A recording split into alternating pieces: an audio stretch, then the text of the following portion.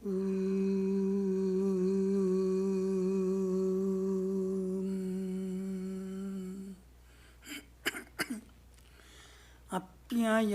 mamangani pakpranasyakshushrahutramato balamindriyani cha sarvani sarvam brahmopanishadam maham brahma nirakuryam mama brahma nirakarut anirakaranamastu anirakaranam me astu tadatmani nirateya upanishatsu brahmaste mai santu te mai santu.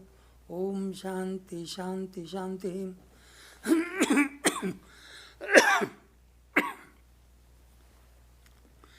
May quietness descend upon my limbs, my speech, my breath, my eyes, my ears. May all my senses wax clear and strong. May Brahman show himself unto me. May I never deny Brahman, nor Brahman me.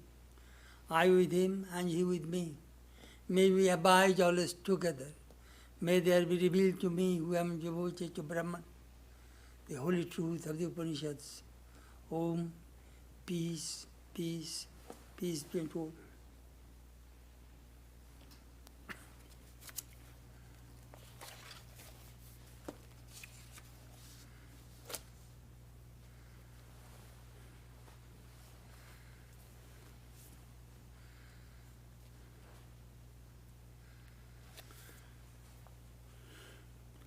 This morning our subject is Teach Us the Upanishads, Part 7.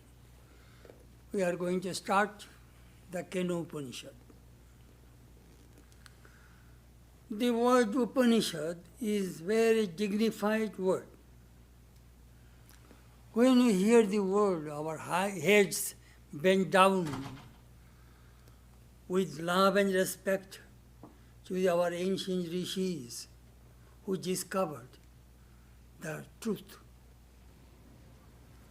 These sages are not the writer or creator or inventor of these mantras.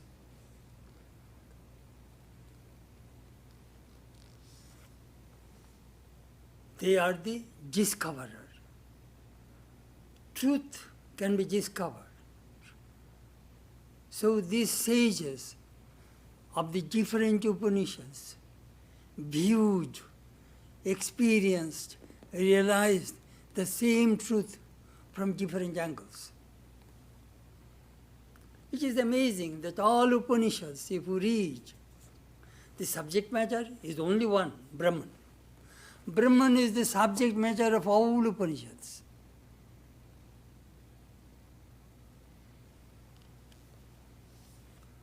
Shastra Yonitvat, Tattva Samanayat. We shall talk about it. These sages practice severe austerities in the caves of the Himalayas, on the banks of the holy rivers, in the forests, in the holy places, renouncing worldly enjoyments, friends and family. Thus they solve the vital problems of human life.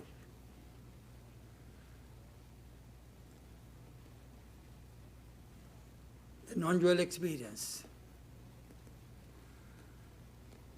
This non-dual experience can solve only all human problems, which teaches I and you are one.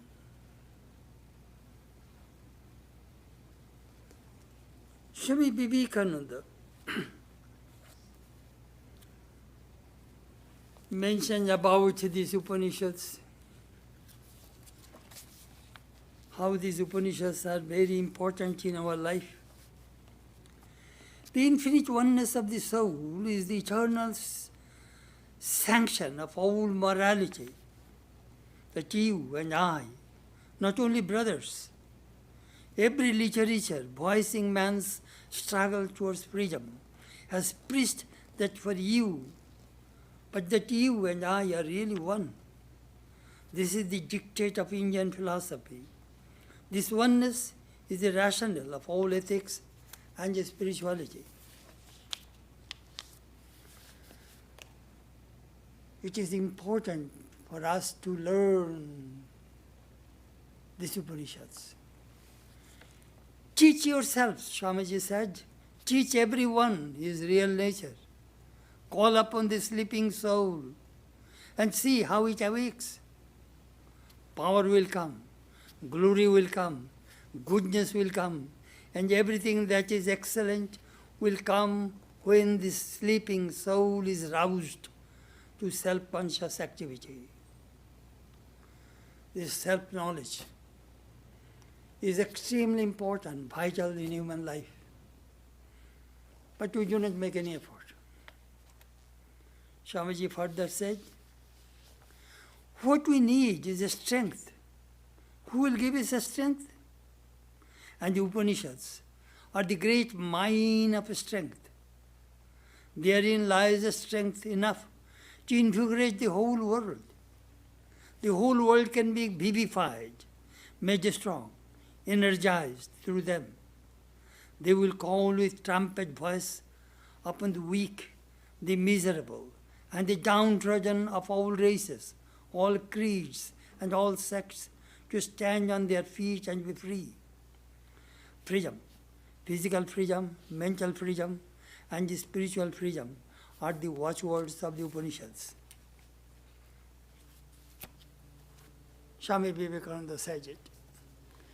This message of Upanishads and Vedanta roused whole India when Swamiji returned in 1897. If you read his lectures from Colombo to Almora, you will find how Swamiji talked about these Upanishads. Human beings are afraid, fearful, weak. Upanishads helps us to get rid of this weakness and fear.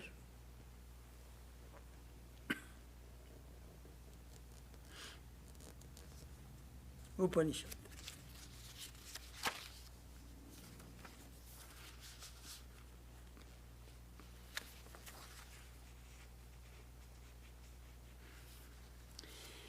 Human beings are born with innumerable questions.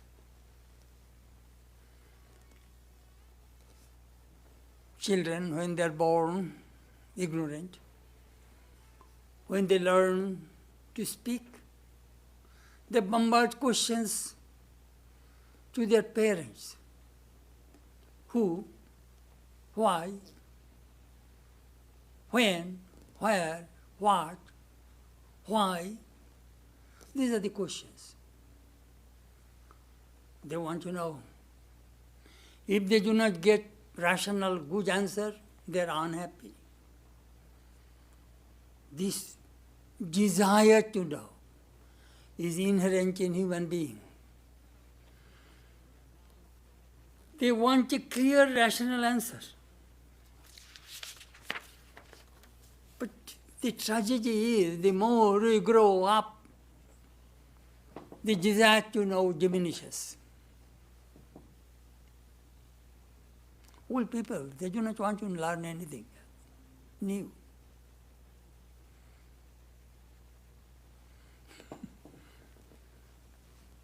But those who persist, those who continue to learn,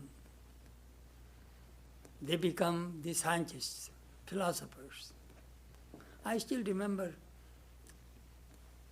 Mr. Haynes, the Vice President of Disneyland. At the age of 95, he is learning the computer, the Apple's, some computer he was saying. I told him, you will be able to learn? Of course, Swami, I can learn.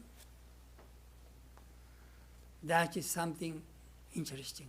Most old people, I have nothing to learn.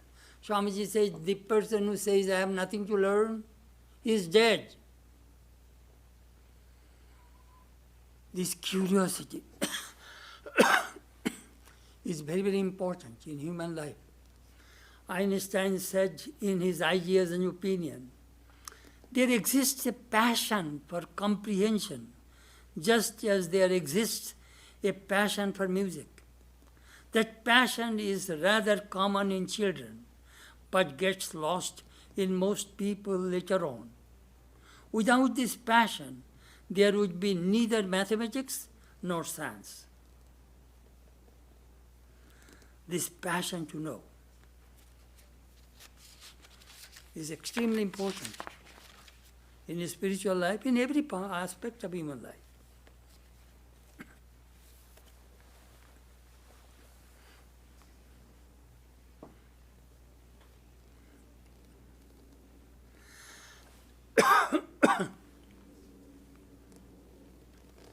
Why can't we know this whole mystery of human life? Rig Veda says, Niharena prabrita jalpya. Rig Veda gave 3 reasons that human beings do not know the mystery of his own life. First, they speak in vain. They speak all worldly things. They do not inquire about the reality, the main vital aspect of human life.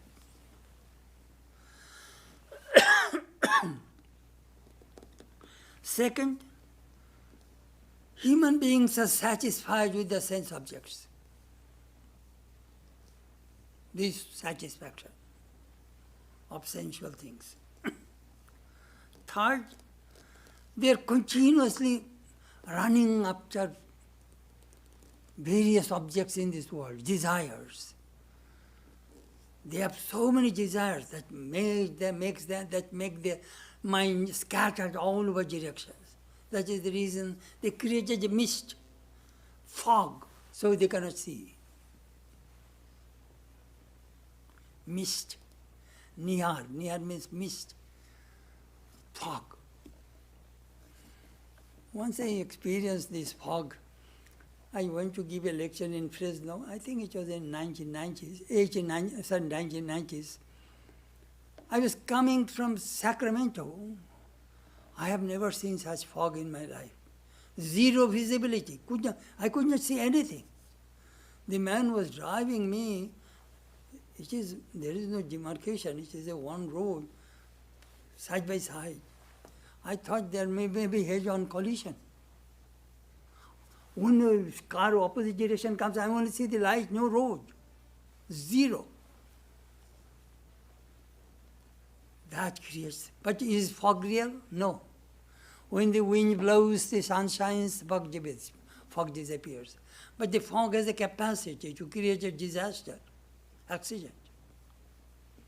So this mist is not a permanent thing. That is ignorance, ajnana.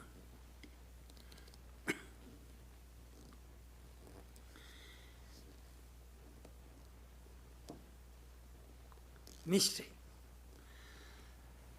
Lincoln Barnett wrote The Universe and Einstein. There is no mystery of the physical world because we know, we perceive this world through the senses. We can explain. Man is his own greatest mystery. He does not understand the vast veiled universe into which he has been cast for the reason that he does not understand himself. Which is true. We know many things, but we do not know ourselves. That is the reason Upanishad tells us, Atmanam Viddhi, know thyself.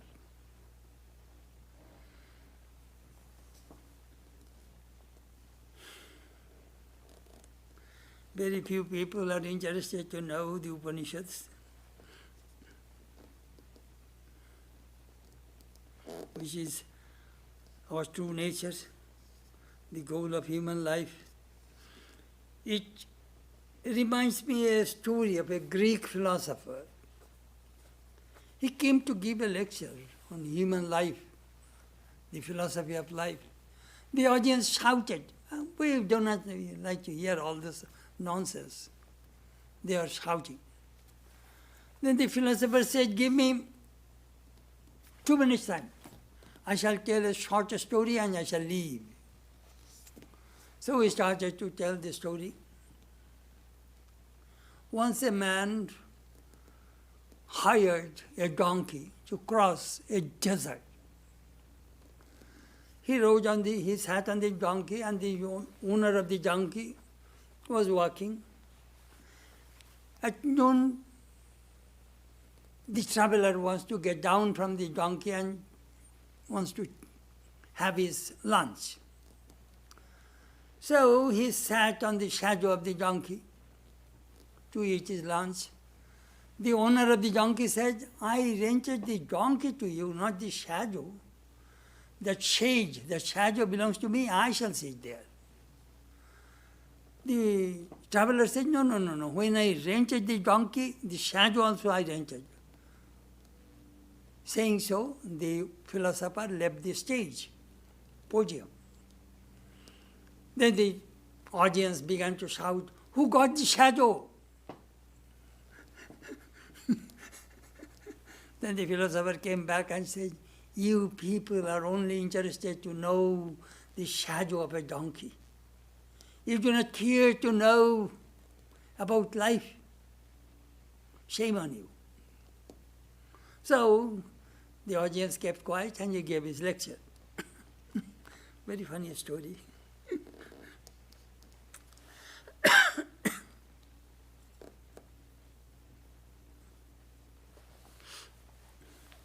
We find some Upanishads started with a question.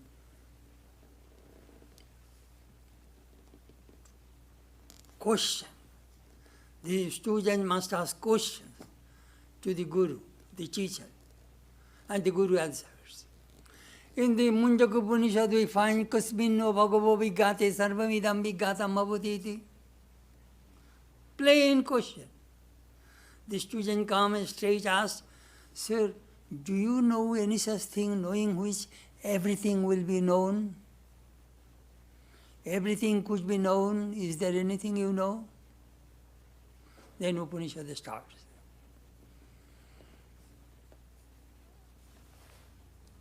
Very interesting that how this Upanishad starts. In the Prasna Upanishad we find 6 students came to their teacher, Pippalad, and asked questions about this Brahman. The teacher looked at them and said, oh, you really want to know? Are you sincere? Are you really serious? You want to know about the Brahman? Yes. Stay in my house for 1 year. Tapasa, Shraddha, Brahmacharjena. Tapasa, practice austerity, discipline. Shraddha, have faith. Brahmacharya, have celibacy.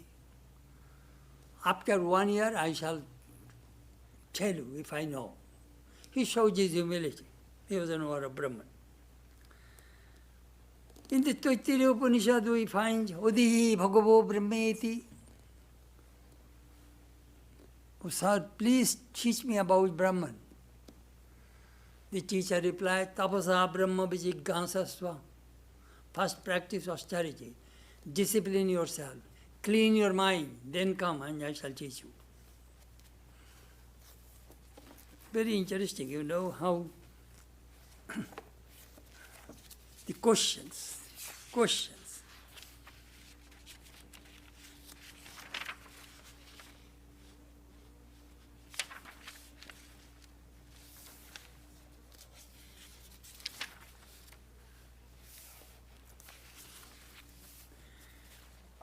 I shall read very interesting passage of Saint Augustine, who wrote in his famous book Confessions. You know, the mystics all over the world speak in different languages, but they speak the same thing. Look, he was inquiring about this God. Where is God? I asked the earth, and it answered me, I am not he. I asked the sea and the deeps and the living creeping things, and they answered, we are not thy God, seek above us. I asked the moving air, and the whole air with its inhabitants answered, Anaximander was deceived, I am not God. I asked the heavens, sun, moon, stars, nor say they, are we the God whom thou seekest? Anjali replied, unto all the things which encompasses the door of my flesh, the senses. Ye have told me of my God, that ye are not he. Tell me something of him. And they cried out with a loud voice, He made us. For truth saith unto me, neither heaven, nor earth, nor any other body is thy God. Now to thee I speak, O my soul, thou art my better part, for thou quickenest the mass of my body, giving it life, which nobody can give to a body, but thy God is even unto thee the life of the life. That is a beautiful, beautiful search for God. At last, finally, he explored the whole external world, finally came within the soul. Christ said, the kingdom of heaven is within you. All Upanishads reminds us again and again, it is within, which is within. How to go within? God created our senses with outgoing tendencies, so they are going always out. That our Kathopanishad says, Koshit dhira pratyagatmanamakshat avrita chakshu amritattam icchan. But there are some wonderful, stagey, disciplined souls, they shut, they close the senses with a view to see the soul, Brahman, Atman within.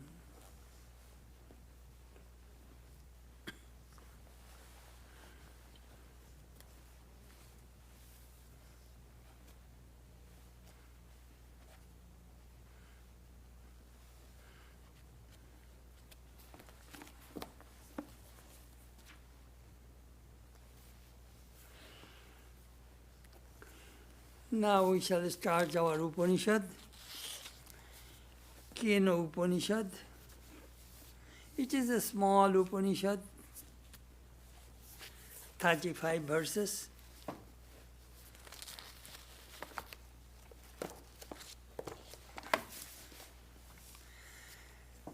Which is under the Samaveda. My teacher who taught me 2 years in our training center, Brahmachari Medhatu Vishnu. Now he is a disciple of Swami Bigyanananda. He wrote this book. He wrote a commentary of the Kena Upanishad that I shall talk to you, how he explained this Kena Upanishad. In the Samaveda there are 1,000 branches. Yajurveda, 100 branches. Rig Veda, 21 branches. Atharva Veda, 9 branches. All these branches of the Upanishads, of the Vedas, most of them are lost. We have only few. This Upanishad belongs to Tolopkar branch. First 1 to 8 chapters of this branch of the Upanishad are Karma Kanda. Vedic rituals, sacrifice, prayer, work and prayer, karma and upasana. First 8 chapters. Next 4 chapters are the Upanishad, that we are going to study.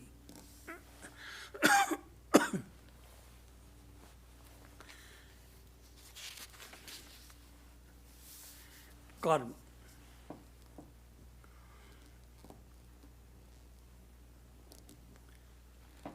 Before you go to study in the university, first you will have to go to kindergarten school, then junior school, middle school, high school, then university. That is the way we move forward. So karma and the upasana are not contradictory to jnana, path of knowledge, the Upanishads. It is a stage. That Swamiji, when he was asked in Madras, the dualism, non-dualism and qualified non-dualism, they are not contradictory, they are complementary. Somebody says, nobody said these things before. Swamiji replied, because this was waiting for me. They are the different stages of experience. We know we need to learn, we must have the knowledge of the alphabet before we go to the master's degree or university. So karma kanja, they are adi kanja. These things are necessary. We cannot avoid it. So upasana.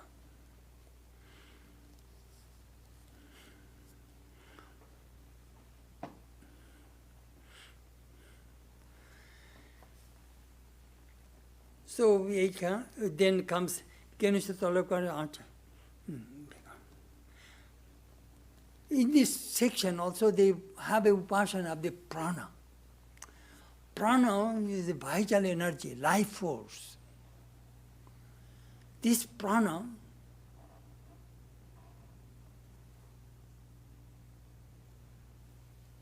without prana we cannot function. But prana is not Atman. There is a beautiful story in the Upanishad. There is a fight between the sense organs that who is the best in the human system. So the eye says, we are the best. But no, all right, we shall take 1 year vacation. So eyes left the body. And when they came back after 1 year, how are you doing?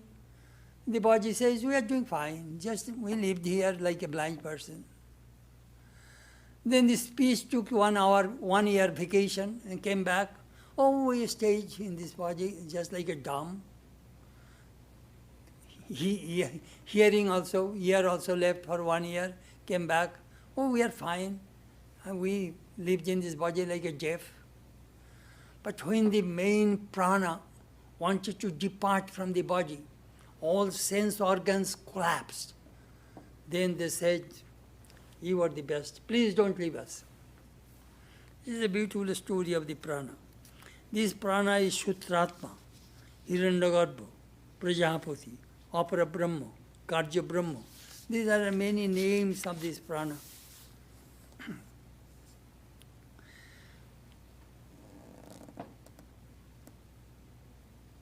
Without prana, we cannot work. We need physical strength. We need the strength of our senses to function, to work in this world.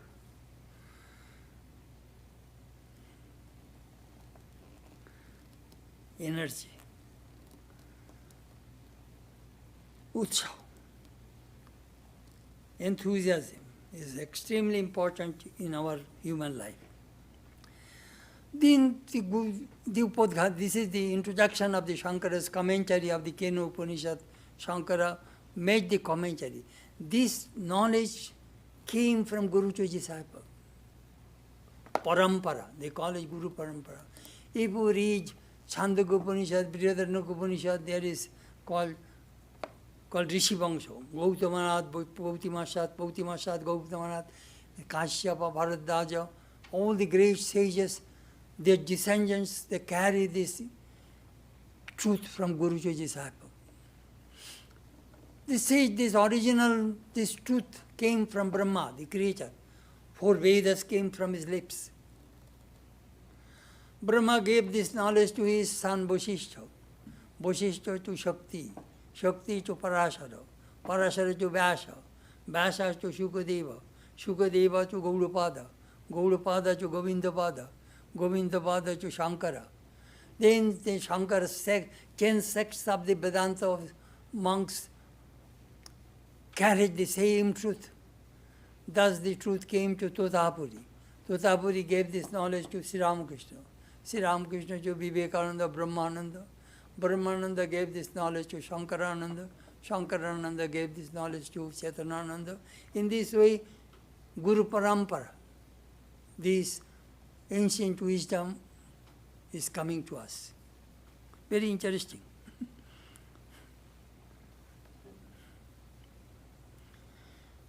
If you perform action according to the injunction of the scriptures, and if you practice your prayer, Sandha Vandana, what will they do? Chitta Shuddhi, it purifies the mind. Nishkam karma, unselfish action, purifies the mind. There are various kinds of karma. Shabhavik karma, natural work. Eating, sleeping, begetting children, that is natural. Noimitic karma, auxiliary, some kind of work. Suppose I need some special sacrifice to fulfill my desire, that is noimitic karma. Nitya karma, daily obligatory duties. Every day you will have to practice spiritual disciplines. Sandha Vandana. Nishiddha karma, forbidden action, killing, murdering, lying, cheating. Nishkam karma, unselfish action, without any motive. This Nishkam karma purifies the mind. And when the mind becomes pure, boom, it becomes one-pointed. When you have no desire, doubt, mind becomes very one-pointed. Upasana makes the mind chittaikagram, upasana, prayer, japa, meditation, make the mind one-pointed. And then comes self-knowledge. This is the way it works.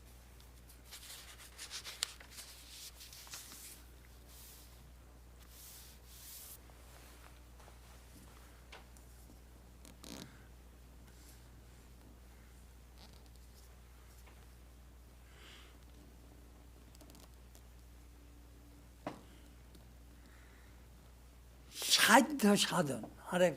Another thing our teacher interprets. Sadhya means the thing you want to achieve. Sadhan means the action, the process you are taking to achieve that thing. Sadhya sadhan.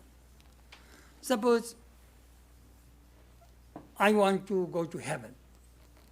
So what do? In the Vedas it is mentioned what is necessary to perform to go to the Vedas, to go to heaven.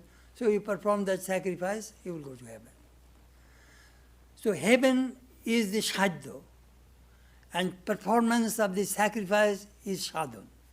Please understand this sadhya sadhan, how it works.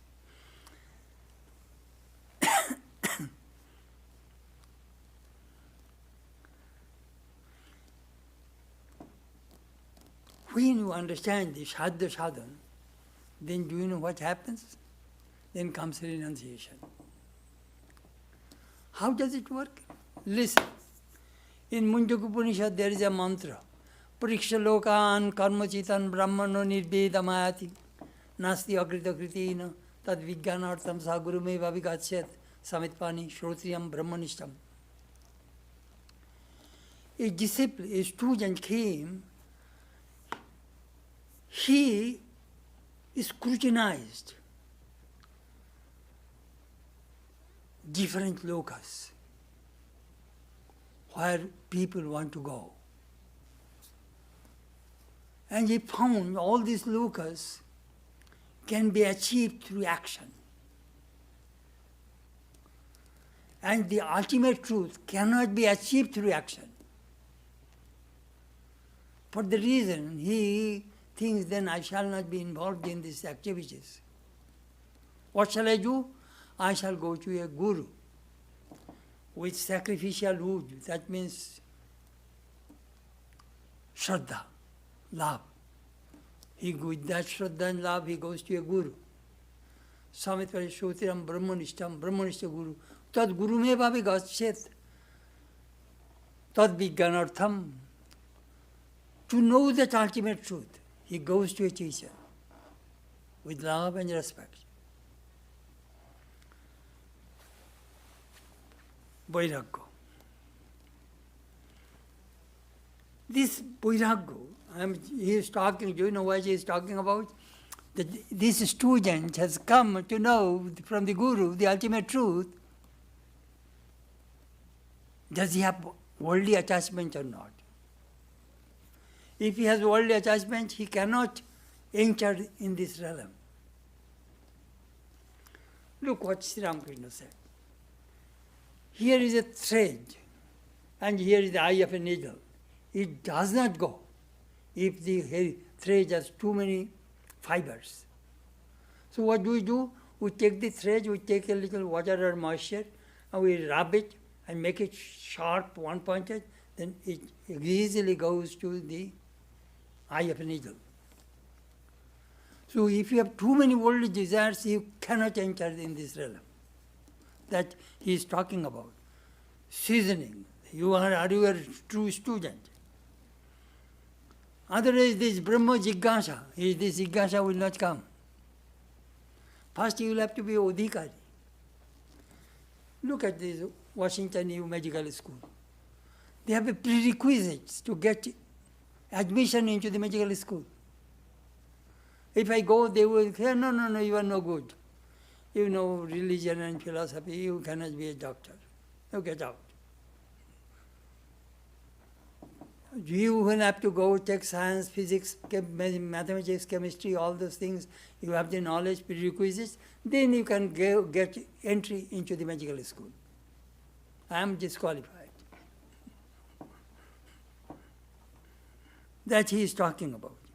A Brahma Jignasa, this question must arise. The first sutra of the Brahma Sutra is Athato Brahma Jignasa. Athato means now. Atha means after acquiring the prerequisites to be a student of a Vedanta, then you can ask question. What are the prerequisites? Odhikari tu Vidhivat Veda Vedanka. We used to memorize those things in the Vedanta Shara. What are the qualifications necessary to ask questions about Brahman? Interesting. Anyhow, you need 4 basic qualifications to be a student of Vedanta. First, Adau Nitta Nitta Vastu Viveka. First, you must learn what is discrimination between what is real, what is unreal. The thing which is real, hold on. Unreal, give up. Second, Shama. Adau Nitta Nitta Vastu Viveka. Then, Mutra Phalabhoga Virago. I do not want any worldly enjoyments, I do not want any heavenly enjoyments. I want to renounce both. That is second qualification. Third qualification, Samadhamadi Shatka Sampatti. Sama, Dhamma, Uparati, Titiksha, Samadhan, Shraddha. You must be endowed with 6 qualities, virtues. Shama, inner control. Dhamma, outer control of the senses. Uparati, you must know how to enjoy the minds and subjects. Titiksha, forbearance. Samadhana, self-settledness. Shraddha, faith. These 6 things you must have. Fourth,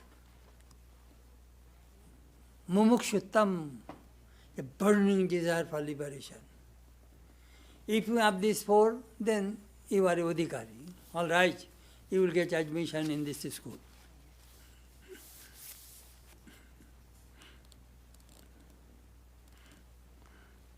Well, Swami, we know, then nobody is a Odhikari, is a student in Vedanta. Sri Ramakrishna gave this easy way to enter a spiritual life. First he said, have sadhu sangha, holy company. Then Nitya, he also mentioned Nitya, he also mentioned a vichar, discriminate, real and unreal. Nitya vichara, holy company. Nirjane Gopane, in solitude, secretly pray, meditate, practice japam, study. In this way, you can train yourself. You know not that everybody will have to be a monastic. Sri Ramakrishna made some of his householders. These teachings, those are things I said, Vedantic qualification, those are for the monastics. But Sri Ramakrishna made householders, how they can practice this ultimate truth, Vedanta.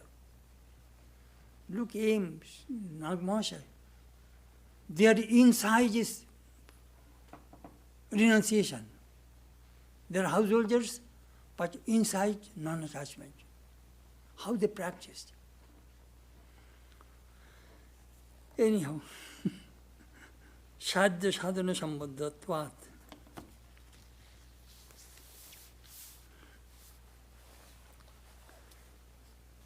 There are 7 stages of Vedanta, the experiences of Vedanta, which is in Yoga-Vasishta. Shubhecha. It is a good previous lives, good samaskaras. Create this kind of desire that I like to have a spiritual life. Shubho Icha. Desire, wishes. Then come Vicharana. Then it discriminates. Tonu Manasha. Then, with discrimination, he gave up all the worldly things, then his mind becomes very light. Tonu Manasha. Mind becomes light, it goes up. Most of the minds, like ordinary people, they have so many desires and attachments. Their minds are like octopus, grabbing this world. That he was talking about. Tonu Manasha, mind goes up.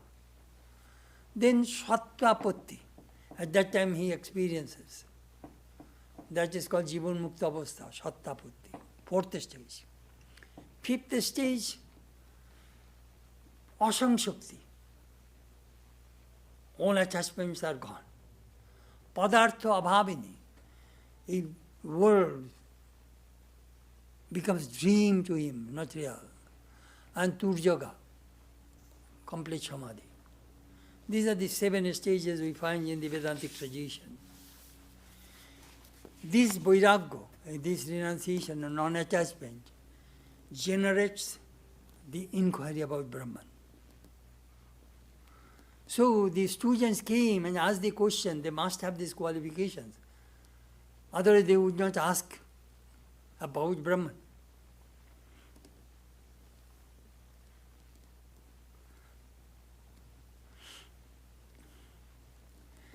Then he talked, we explored outside, but could not find peace. So pratak, then they go inside. That pratagatma, that individual Atman and Brahman are the same. Ayam Atma Brahma. We find in the Manjukya Upanishad, which is one of the Mahavaikyas. The pratagatma and Brahman are one.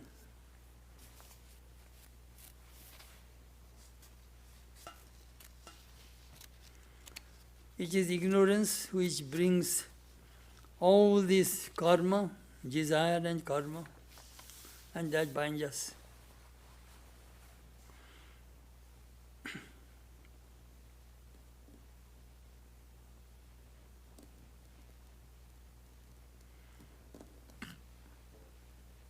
In the Manharana Upanishad we read, na karmana na prajaya dhanena tyage naike amritatta manasho. Na karmana, neither through action, na prajaya, neither through prajini, not through prajini, na dhanena, not through money, not chejjaya, not through sacrifice. One can reach, attain the Atman. Tyage naike amritatta manasho. Only this immortality, this Atman can be attained through renunciation. Day and night can never stay together.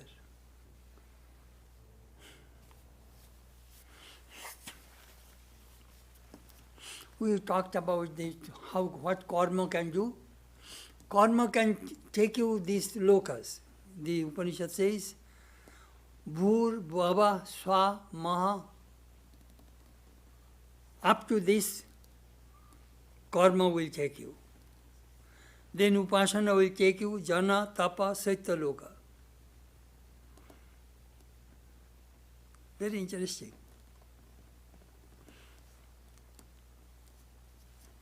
We work for our children, for our family. Through that work, what will you gain? Manushya Loka. This earth, this Manushya Loka, you will attain through work for the children, family. You will always connected with this earth, Manushya Loka.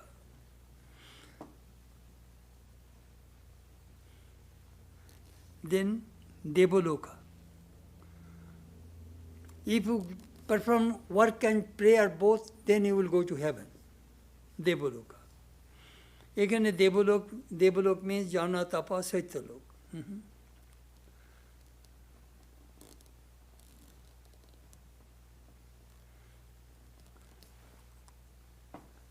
When Jaggavalka divided his wealth between his two wives, Katyayani and Maitreyi, Maitreyi said, Kim prajaya karishama nam namritasam, what Vittaya, what shall I do with this wealth if I do not get that immortality?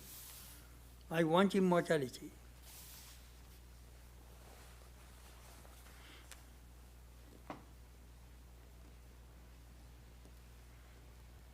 So what we are supposed to do? How can we eradicate this ignorance?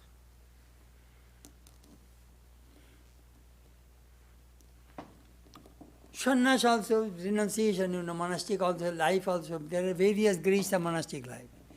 Vividisha sannyas, Vidya sannyas, Marka sannyas, Atur sannyas. Vividisha sannyas, that is generally we take. We have some kind of indirect knowledge about God, Brahman, which we learn from the scriptures and from our gurus. So we took the monastic vows, put on ochre cloth, striving to attain Brahman. That is called Vividisha sannyas. Vidya sannyas means they know Brahman, then they take sannyas. Like Shankara, Chaitanya, Ramakrishna. They are illumined. Still they take sannyas as a formal. Marka sannyas means temporary sannyas. Suppose somebody says, my wife died, oh, it is better to join the monastery. Then found out another girl and then got married again. That is called temporary. They call it smashan sannyas, burning renunciation.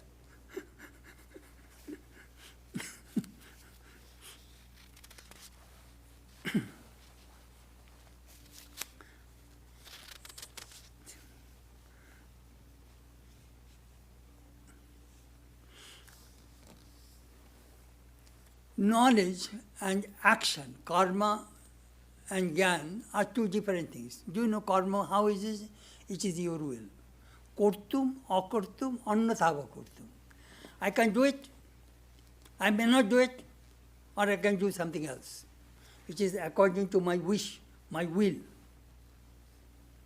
I may do it, I may not do it, or I may do it something else. Kortum, akortum, annathava kortum. But knowledge is not like that. You have no, it is not Purusha Tantra. It is Bostu Tantra. Bostu Tantra means here is a chair. I see a chair. I cannot make it a telephone. Chair. That knowledge, chair is chair. That is called Bostu Tantra.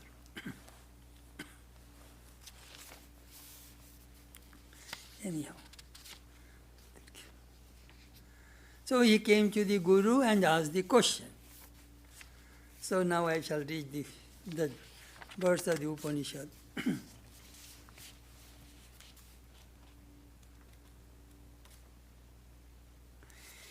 Kinishitam patati preshitam manaha kena pranaha prathama praiti yuktaha Keneshitam vachamimam vadanti chakshusrotram kayu deva junokti.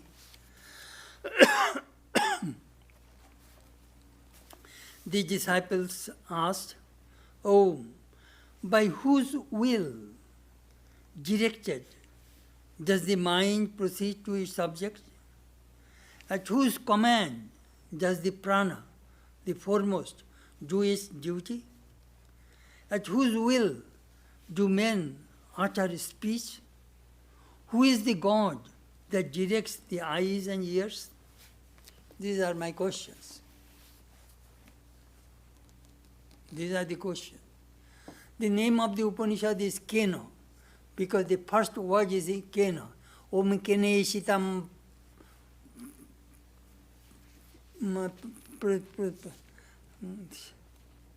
Om Kene Shitam Patati Preshitam Mana Kena Prana Prasama Priti Yukta Kene Shitam Vachamimam Vadanti Chakshusrutam Kayu Deva Junokti. Kena. So he asked this question.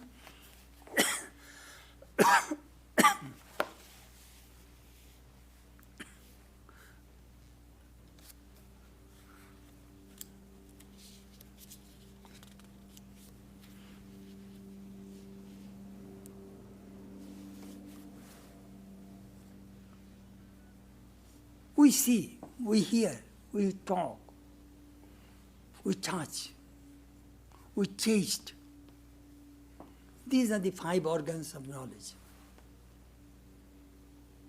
These are the 5 ways we get knowledge inside. We see through the eyes, we hear through the ears, through the nose we smell, through the tongue we taste, and through the skin we touch. These are the 5 ways of knowledge. This is pratyaksha, sense perception. This human system, these organs are functioning. How? It is a mystery. Sometimes we see some dead body's eyes open. Is he seeing? No. Can he hear? No. Where that sense organs go?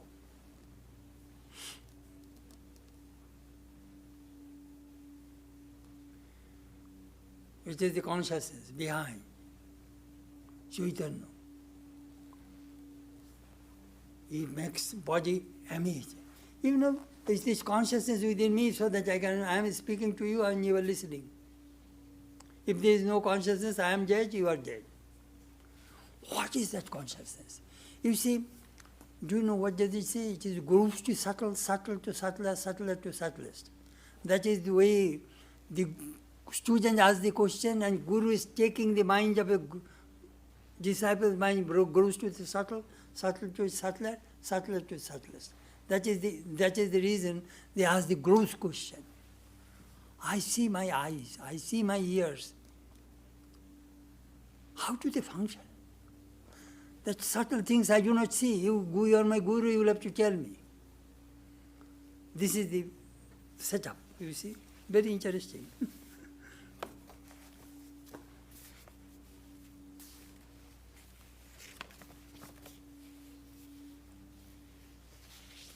Vidivādupadishta.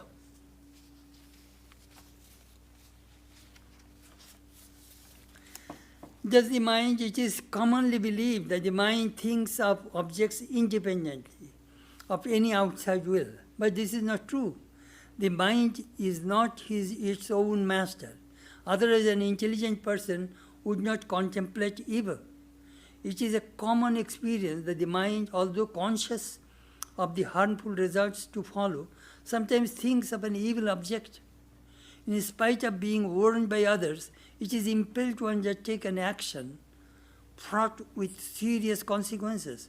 Therefore, it is but right to surmise that the mind is not altogether free in its activities. Is mind free? Mind is not free. This is Shankara's commentary.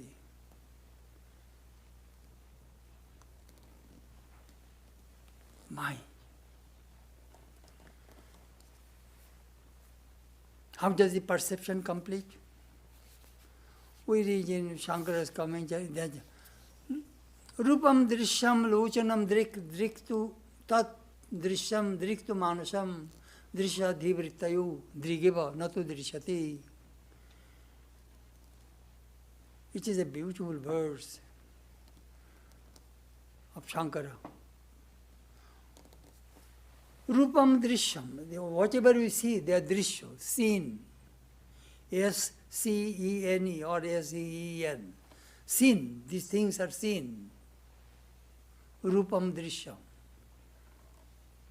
Whatever we see through our eyes, they are all seen, scenery. Who is the seer? Lochanam. Eyes are the seer.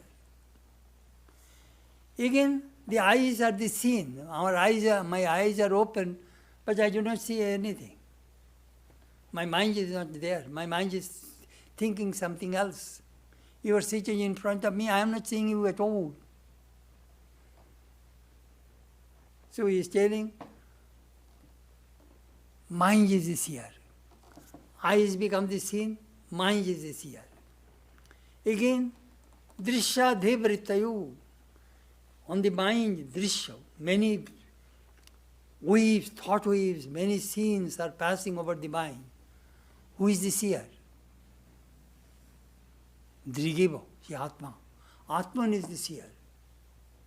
Not to drishyate, but who is the seer of the Atman? None. Atman is the final. That consciousness is the drashta, shrota, manta, vigata, sprashta. Beautiful, that mantra in the Prasada Upanishad says, this Atman is the drashta, seer, shrota, hearer, manta, thinker, hearer, viewer, taster, everything is the Atman. These sense organs are just acting according to the dictate of the Atman. The prana, the life force is described as the foremost, since without it, sense organs cannot engage in their activities. Prana. Think of the locomotive engine. The person who invented the locomotive engine, I remember in 1940s, all the locomotive engines, huge boiler. There they put coal. They are putting there. And here this boiler, there is a pool of water. That water is creating that tremendous steam engine. And that steam has a force, power, energy to pull all the railway cars. Then came, I remember, diesel engine. Now all electric engine. I remember when I used to come from our hometown to Calcutta, you'll have to close the windows, or otherwise all these coal particles and the smoke, dust will come through the windows. Sometimes it will come through our eyes. Even when I was in college in 50s, I remember 54, I was a daily passenger. So many coal, small particles of coal from the engine are coming towards us. Comes through the window. A engine. The energy comes from this prana. Tremendous power. In this human system, some people have tremendous prana, some people have less prana. It is the whole difference of manifestation of Shakti, energy. It is common belief that the body consisting of the senses and limbs directs a person to action, and that the mind also is under the control of the body. But an intelligent person realizes that the body, the senses, and the mind, in fact, all things in an embodied person except the inmost self are mutable, material, and impermanent. The mind and the rest engage in their respective functions by the mere will of Atman. The disciple asked the teacher, about this immutable of everything about the Atman. Anyhow.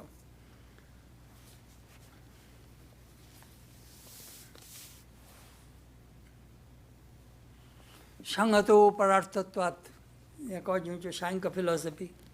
Oh my goodness, I crossed the time. Shankar philosophy says all combined objects are meant for others. Eyes, ears, nose, body is for others, because it is all combination of things.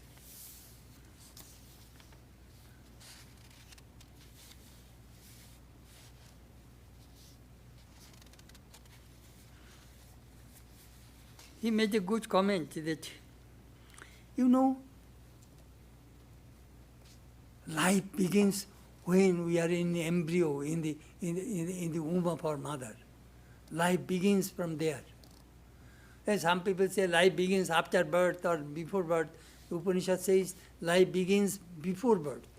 It is in the womb of the mother.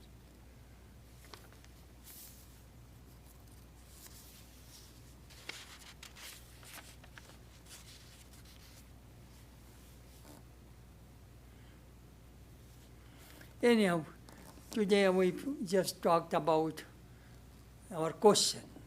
The answer will come in our next lecture on the Upanishad. Thank you.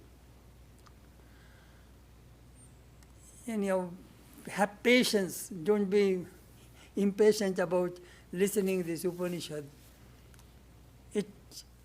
When I joined the monastery, 5 years, I only every morning and evening I only listen. Listen. 5 years. Read and listen. Have patience. If you want to know the ultimate truth, you need patience. Matma me shuddhantam jyotiraham virajabi papma bhuyasam. Antaratma me shuddhantam jyotiraham virajabi papma bhuyasam. Paramatma me shuddhantam jyotiraham virajabi papma bhuyasam. Om Shanti, Shanti, Shanti. May my body become pure. May I be free from impurities and ignorance. May I realize myself as the light divine. May my mind become pure. May I be free from impurities and ignorance. May I realize myself as the light divine. May my soul become pure. May I be free from impurities and ignorance. May I realize myself as the light divine. Om. Peace, peace, peace be unto all. I have an announcement of our new book, Sri Ramakrishna, A Divine Life in Pictures, is out last Monday. And those who are interested to have this book can go to our website and can order. This book is something unique. It has 232 pages and 639 photographs. This book will definitely help your meditation and your spiritual life. You will find Sri Ramakrishna very closely. I will be able to see him. I will be able to move with him. Anyhow, I should not talk too much about this book, but you will see what this book is. Thank you. Please give us a few minutes time, then we shall start Zoom.